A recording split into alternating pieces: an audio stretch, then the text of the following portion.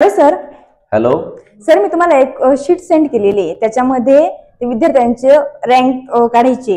तो कोण अच्छा, फर्स्ट मार्कशीट पाठवलंय तुम्हाला? हो, ते मार्कशीट पाठवलं, त्याची रँक काढायची हो. बरं. तर मग अशी एक सोपी स्ट्रिक नाही का सर, ती आपण पटकन ते काम करू शकतो असं?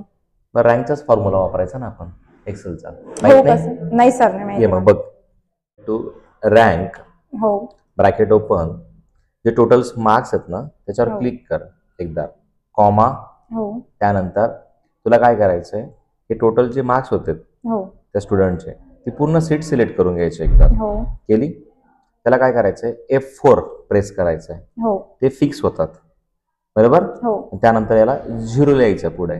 हो ओके, मग इंटर दे. आली? हो त्या सर. विद्यार्थ्याची 10 नंबर रँक आहे.